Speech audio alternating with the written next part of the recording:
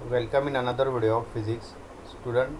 Last lecture में हमारा chapter number 13 that is AC circuit complete हो चुका है। ठीक है, उसमें हमारा लास्ट टॉपिक था वो था पैरेलल रेजोनेंस। ओके, तो इस तरह से हमारा 13 जो चैप्टर है दैट इज़ एसी सर्किट वो टोटली कंप्लीट हो चुका है।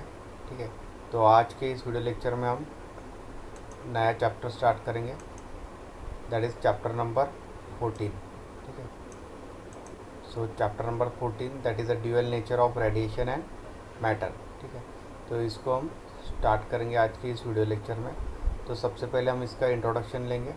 ठीक है, तो इसमें हमें जो रेडिएशन है, रेडिएशन एंड मैटर, ठीक है, तो उसका जो नेचर है उसको हमें डिटेल में स्टडी करना है। ठीक है, जैसे लाइट है, ठीक है, तो उसका हमें जो भी कैरेक्टरिस्टिक्स है या नेचर है, ठीक है, तो उसका हमें टोटल एनालिसिस करना है इस चैप्टर में। ठीक है, तो इसमें थ्योरी भी होगा एज वेल एज प्रॉब्लम्स भी हमें कवर करना है चैप्टर नंबर 14 में।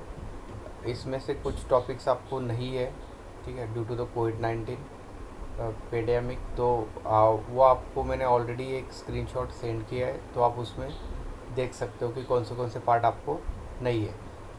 नहीं तो जैसे हमारा लेक्चर आगे चलेगा, आगे आगे जैसे पॉइंट्स कवर होंगे तो मैं आपको उसमें बता दूंगा कि कौन सा पार्ट आपको नहीं है।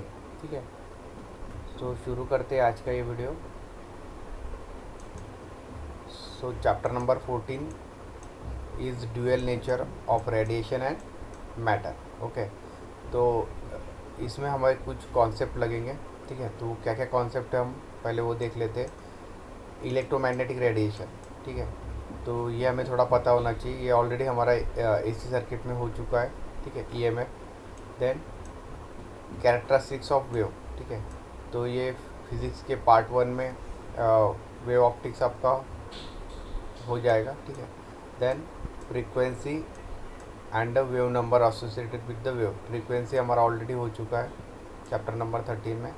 What are the characteristics and properties of matter, that is the particles of matter. ठीक है, then momentum and the different types of energies. ठीक है, तो ये थोड़ा बेसिक नॉलेज आपको होना चाहिए, तो ये यूनिट आपको अच्छे से समझ में आएगा। ठीक है, then we start with the introduction.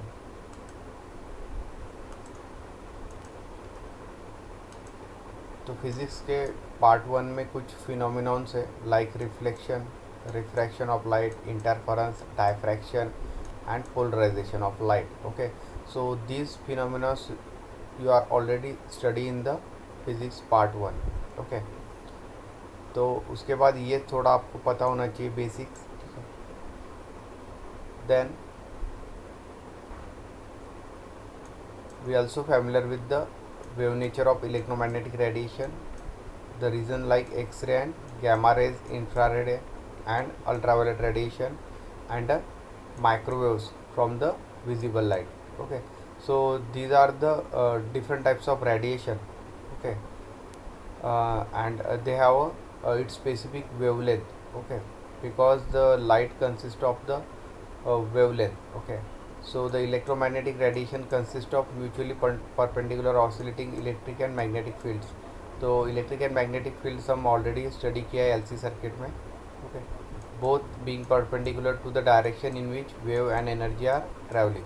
तो जिस डायरेक्शन में वेव, ठीक है, जैसे सपोज हमने एग्जांपल लिया साइन वेव का, और the energy will be travel in that they are perpendicular to the this electric and magnetic field। okay, so that is the introductory part for this chapter। ठीक है, तो already chapter 3 में kinetic theory of gases and radiation is basics are given. Okay,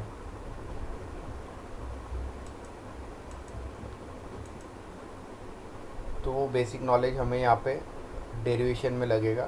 ठीक है, again the next is the quantization of energy was first proposed by the Planck to explain the black body spectrum। ठीक है, so in that there are some points, energy is emitted in packets second, at higher frequency the energy packet is large। ठीक है, तो इसमें दो consideration है। जो energy emits होगा that is in the form of packets. तो packets form में एनर्जी रिलीज होगा, ठीक है, and that energy which is in packet is in large and it is at the higher frequency.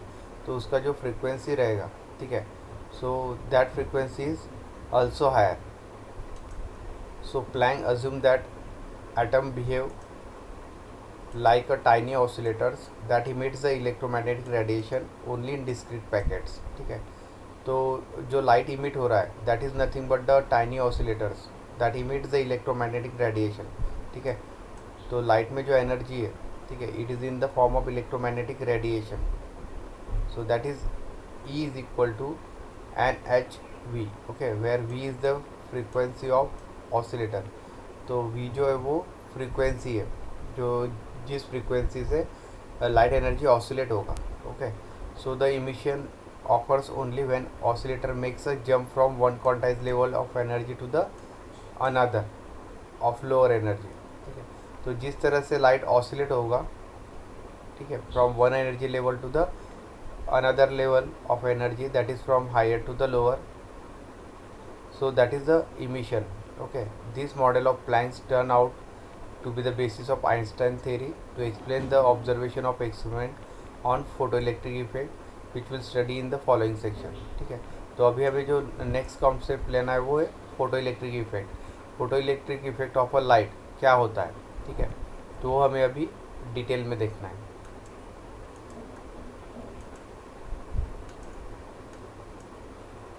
तो Heinrich Hertz discover of photo electric emission in 1887, ठीक है।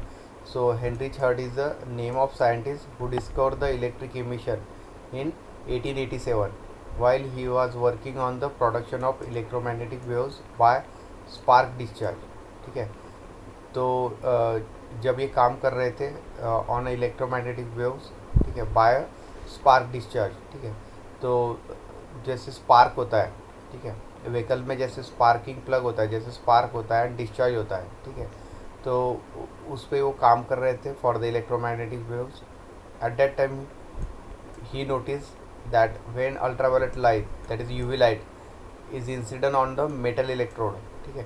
तो जो मेटल इलेक्ट्रोड है उसमें अगर ultraviolet light will be incident high voltage spark passes across the electrode.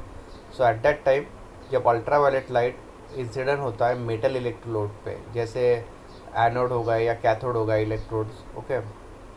तो जो मेटल इलेक्ट्रोड है that can be made of a different material. So at that time when UV light is incident on metal electrode, a high voltage spark passes across that electrode। तो उस electrode through high voltage पास हो रहा है, ठीक है, when the UV light is incident on that metal electrode, so that is the notice, ठीक है। तो इन्होंने इस तरह से एक फिनोमेना नोटिस किया, ठीक है।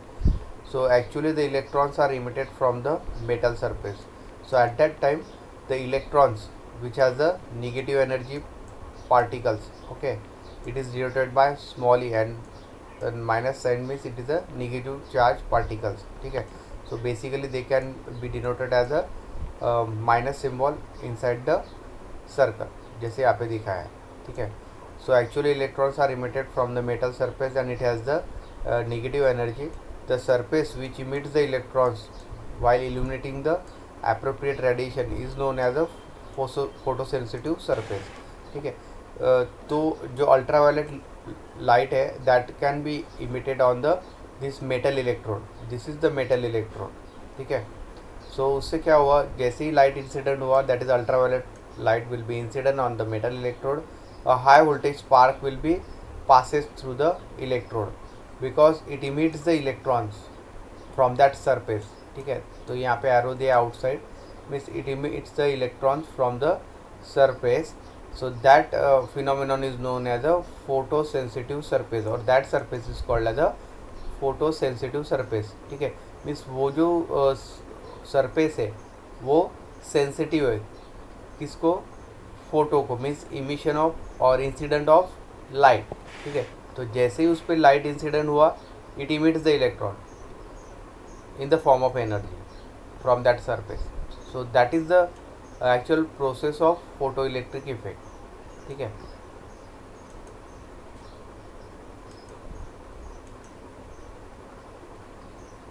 So the phenomenon of emission of electrons from a metal surface when radiation of appropriate frequency is incident on it, ठीक है।